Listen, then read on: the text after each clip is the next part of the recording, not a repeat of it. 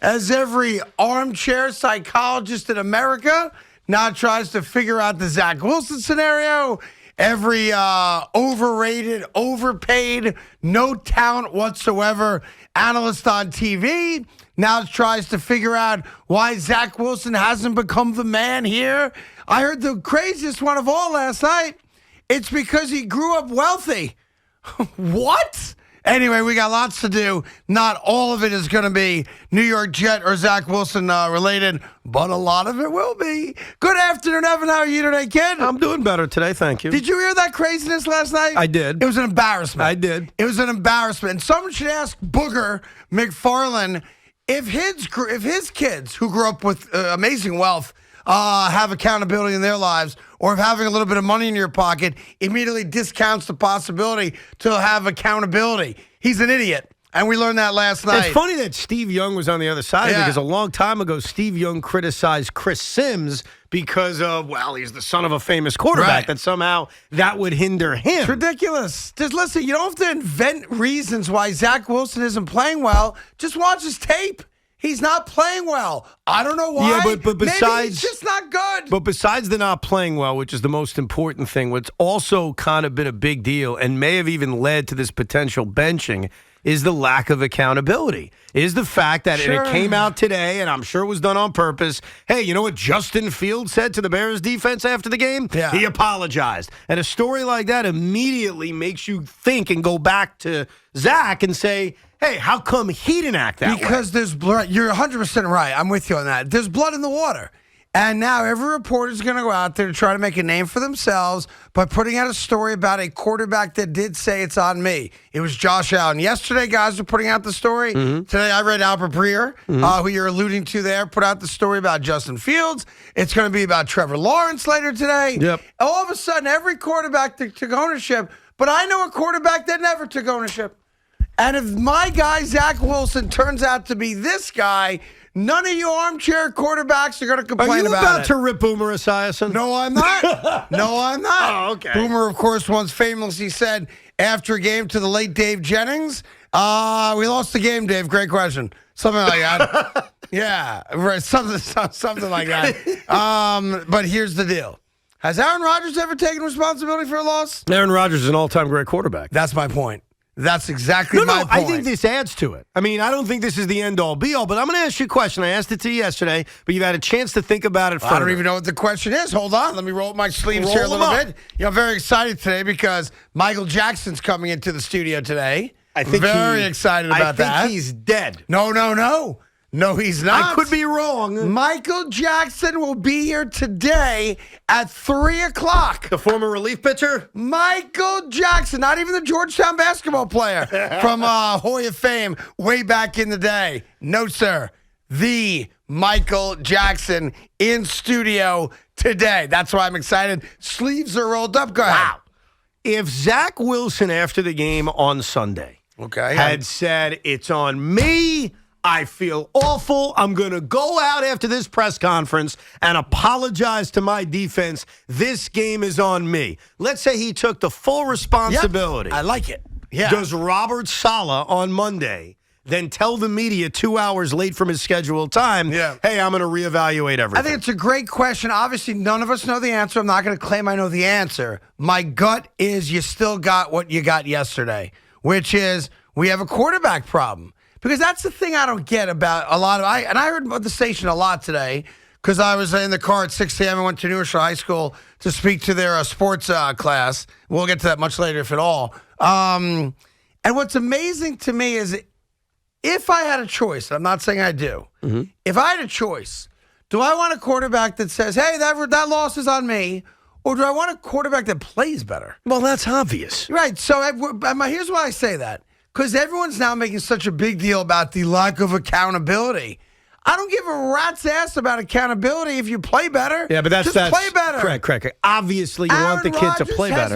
Aaron Rodgers, no. I can't let you taking responsibility. I can't let you continue to push that. Aaron Rodgers is a first ballot Hall of Famer. Okay, he's not perfect. We can rip him, but he's not Zach Wilson. But he has never taken responsibility. It's for a loss. irrelevant in this discussion. Why? Because he's an all-time great. No, so then because there's very few times he even needs to take responsibility. And I'm glad you said that because that works towards my favor here. Go ahead. He's an all-time great at doing what? Apologizing or No, playing? and playing the position. So then it's only about playing, and we're on the same page. But Zach's not good at playing right now. So Mike, stop it right there. I get that. Obviously, the quarterback play on Sunday was 100% unacceptable. Yeah. I wonder if he had taken accountability after the game, if Robert Saleh was even going to come out on Monday and do what I think is ultimately going to be a dog and pony show. I think he's got to, only because it's, as much as we wish he had said the right things, and it's great, whether it's lip service or not, I'm with you. We're on the same page. I don't mean to argue it. Yes, he should have said all the things we talked about yesterday. He made a bad mistake in not answering the question the right way. But at the end of the day, I think you and I are in agreement on this. We have a talent problem. I don't give a rat's ass at the end of the day how he answers the question. I'm concerned that we wasted a draft 100%. pick. 100%. Yeah, okay. But when you come to the conclusion of benching Zach Wilson, which he may do this weekend, we're going to find out. You think it's based on more than just play? Yes. Okay. Then I don't know the answer to that. And I think the reason it's based on more than just play is that guys in the room hear this crap. Sure. They hear this stuff. So when a quarterback comes out and apologizes, it is a bigger deal because you don't want to lose half the room. You don't want there to be a split in that room. A schism. Yeah. And you know what? The other thing Zach did that I think was a big mistake? When asked about wide receivers being frustrated, he said, well, sometimes I'm frustrated. Sometimes they're frustrated, almost making everything equal. Don't make everything equal, Zach. Put everything on you. I agree. Don't bring up, well, maybe Denzel Mims ran the wrong route. You don't know. Maybe Elijah Moore effed up. Don't say that stuff. Just own it. Just own everything. Yeah, listen, not just because it it makes you or me happy. That's irrelevant. You need to keep that room happy because if you lose that room, you're done. No, listen, I agree with all that. And that, of course, brings us to the question of the last 24 hours, which started late yesterday when we played the Robert Saleh live, the press conference at 5 o'clock, whatever it was yesterday, right? By the time he finally spoke. And that is, what do you do? I hope we're not going to make a decision based on the fact that he said the word no when asked whether or not he owes the defense an apology. We got to make a decision based on, is Joe Flacco or Mike White right now in a better position to help the New York Jets beat the Chicago Bears, period, stop, and nobody else right now than Zach Wilson? And here's my reality. I don't know that the answer is yes. I don't know. And I don't think anybody can answer that question. So I think I'm with you. Yeah. I think Zach Wilson gets the start. Yes. And I think however they word it, if they word it at all, it's the proverbial very short leash. Yes. If he's 3 for 14 at halftime, he's not playing the second half. Yes. I think that's where we're at. I think that's where we're going. I think the hope is Zach Wilson goes to sleep last night worried about his job, that he wakes up this morning worried about his job, that maybe that's the wake-up call he needs. Now, it's sad that he needs a wake-up call when you're in the midst of a playoff race and you're coming off arguably the worst performance, or at least one of the worst performances of your NFL career. But I think that's what this is all about. I think it opens up the door to an in-game quarterback change. But I still expect that on Sunday, at the start of this game, in a situation in which you are built to succeed, you're facing a bad Chicago Bear defense. You're in your own building where, you'll hear some boos, but you're set up to succeed. Yeah. Sometimes you go into a game, Craig, and you're kind of set up for failure. When Mike White took on the Buffalo Bills last year, we all knew going in, oh, my God, this is going to be a disaster. Yeah. And it'll be an easy transition back to Zach because Mike White's going to get his ass kicked against the Bills. You're actually facing a safe zone here where this could easily be a solid Zach Wilson performance. Well, listen, and the fan base wants to cheer, man. We don't go there hoping to boo you. We go there, we want to stand up and applaud a 40-yard touchdown strike to Elijah Moore or whomever it might be. I'm with you on that 100%.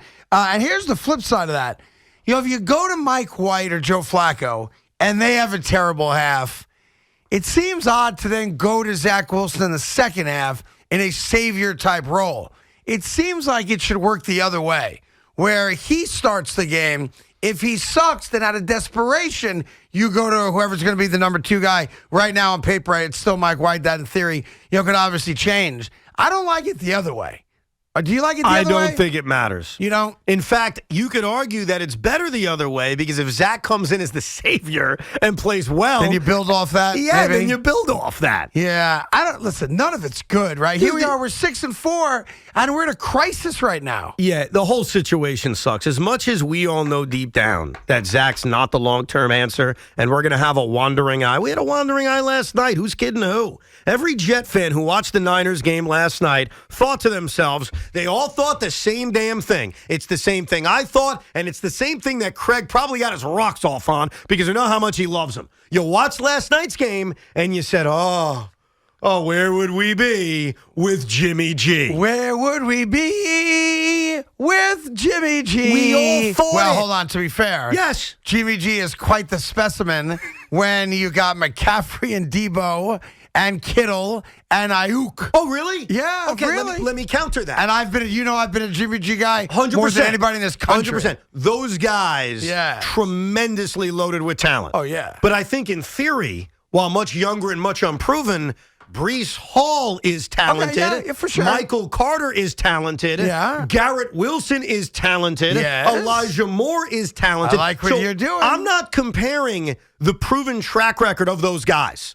But what I am saying is that the Jets are built with enough talent, and that's what's frustrating. And that's what's different, fellow Jet fans. What's different between today and every other year is that this football team is legitimately really good. Yeah. And the one thing holding them back, the one thing that you look at and say, if they were only decent at the position, not even great, is the quarterback position. I'm with you, and it's a quarterback league. Obviously, the offensive line is not perfect, but I'm with you 100% on that.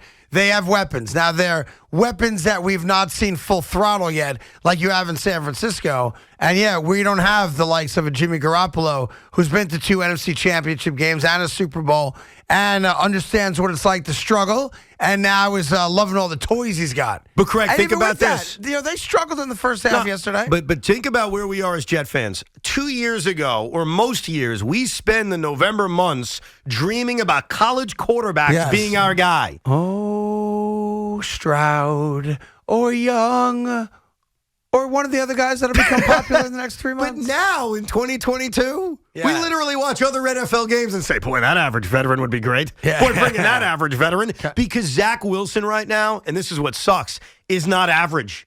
And all the Jets need right now is average to be, I don't want to say a Super Bowl contender, but a legitimate playoff threat. If they had average quarterback play right now, they'd probably be 7-3, maybe 8-2, to be fair.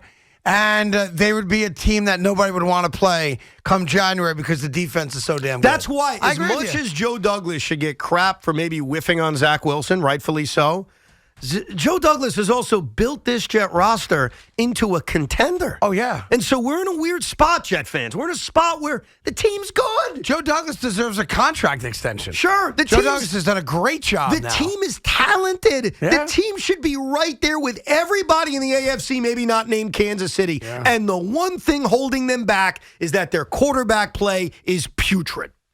And I think that's a nice way of putting it. It's a nice way of putting it. Here we are this holiday season, 2 days away from Thanksgiving.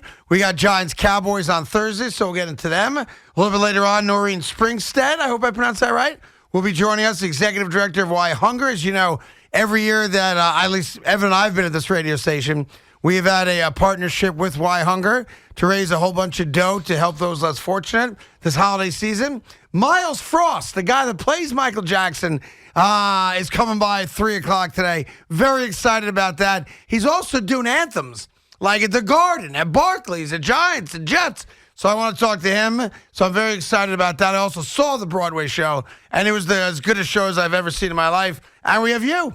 Oh, and I should mention, and I was making a deal with the devil on my shoulder today. When do you mention it? And how much actual time do you allow your partner? Not that I'm the king here. I'm not 50-50. But how much time do you allow your partner to give the audience even a brief comment on what might take place tonight in Philadelphia, the city of brotherly love, as the Brooklyn Nets go to Philadelphia and Ben Simmons takes the court for the very first time? You see, you know what's funny, Craig? This is not about the Nets.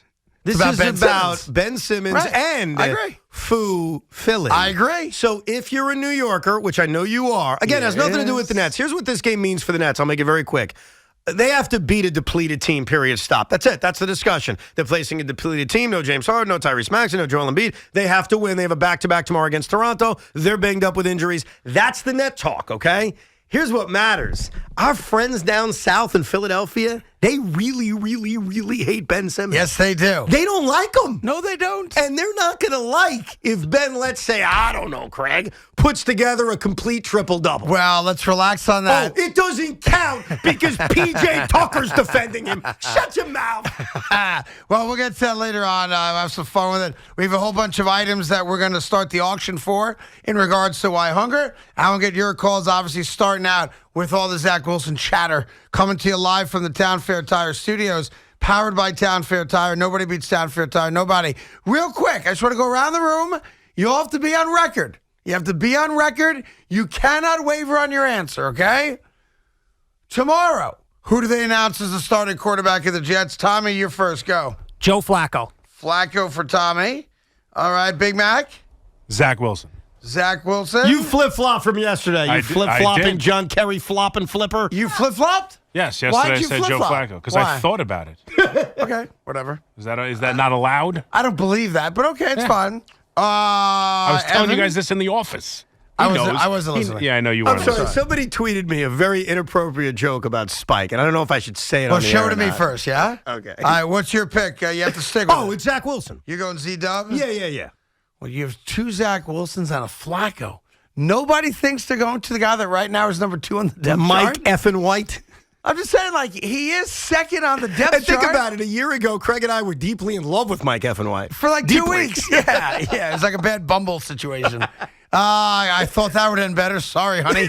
I think it's going to be Zach too, but just for the sake of having all bases covered here, I'll take Mike effing White. Mickety, Mike White. Mickety, Mike White. Mickety, Mike White. That's old school, man. Mickety, Mike White. I never thought we would ever go back to this day. Who knew that he would even think to find it?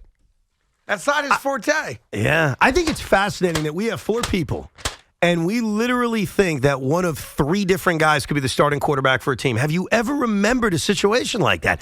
2 no. guys, sure. No. 3 guys? And you know. can make a compelling case for all 3 guys. You really can. Yeah, I guess you could. By the way, just a quick show memo to everyone out there. If you're one of those people that figures, I'll just wait till Wednesday after work, you're not going to find a turkey when you get to the store. All right? They're running out of turkeys if they haven't already. Because I was at the ShopRite yesterday on my way home, and there were like 5 turkeys left. And frankly, they kind of look like the runts of the litter. Of course. So if you haven't gotten your turkey yet, you better go get that badass today. You could always try Evan's backyard. Hey. Also true. Hey, you keep your hands off Turk. Also Just very saying. true. Hey. I show up with a bow and arrow. No. An hour later, I'm carrying Turk over my shoulder. Oh, you're terrible. That'd be great. You're terrible, Jet, Big Mac. Help Uncle Craig tie Turk down. Stop it.